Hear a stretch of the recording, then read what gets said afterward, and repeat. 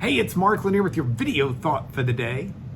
Well, this is another week where I'm working hard on a trial, a case that I've got going on. It's got me out of town. It's got me dealing with some pretty important issues that have some pretty deep ramifications. This can change communities. It can change the way business is done, move things to a higher ethical level here in America and the world abroad.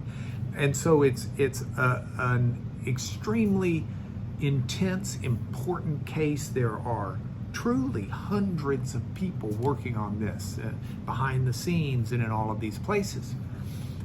And so with that in mind, as I thought about this video journey you're on with me, this video log that I seem to be doing 5 days a week now and have for heavens over a year and a half, I think. I thought this is a week where I personally need to spend some time in the Psalms. And so that's where I am this week. And I hope you'll journey with me each day this week. You can find these on YouTube if you're watching them there.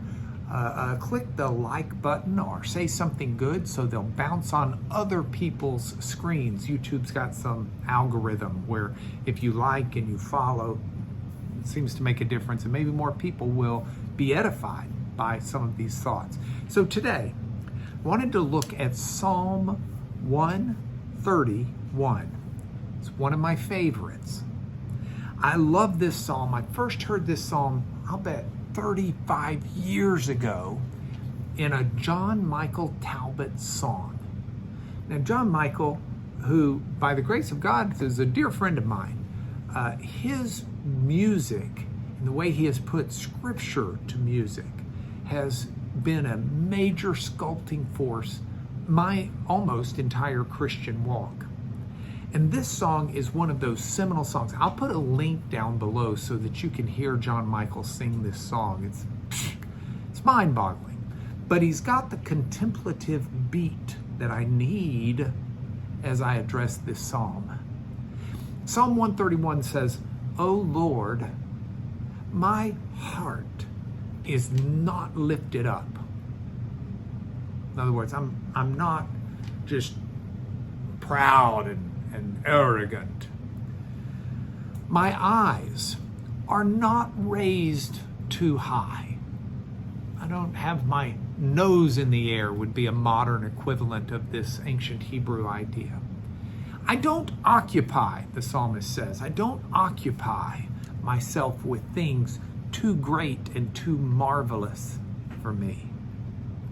This is humility.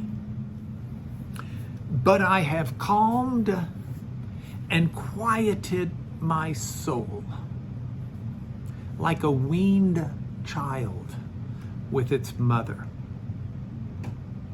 I love this imagery. I've calmed, I've quieted my soul.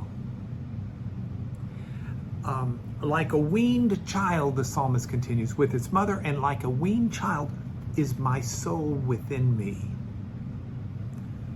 And then the last words, O Israel, hope in the Lord from this time forth and forevermore.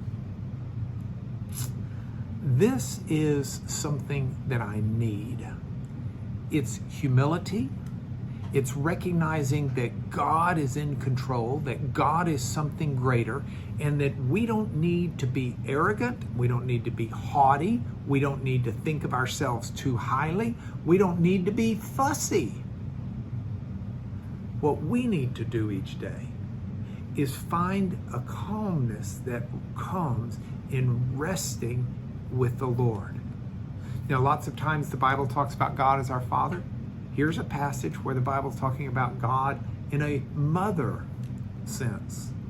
That we need to be like that weaned child with his or her mother. That's at peace, that understands everything will be okay. This is what it means to hope in the Lord. This is what it means to entrust God with what you're about. Now, it may not seem to be the American capitalistic, competitive, type A way to go about life. I'm going to grab it by the horns. I'm going to be great. I'm going to be wonderful. No, that's not what it is. It's much more, I'm going to do what God wants. I'm going to follow Him. I'm going to let Him run my life. I'm going to walk in His will. I'm going to trust Him. I'm not going to be the one who referees it all. I'm not going to be the one who sees it from on high. I'm going to be the one who follows God in a childlike trust. That's my goal for today. I hope it's your goal. Come back with me tomorrow and let's get back in the Psalms. But that is your video thought for the day.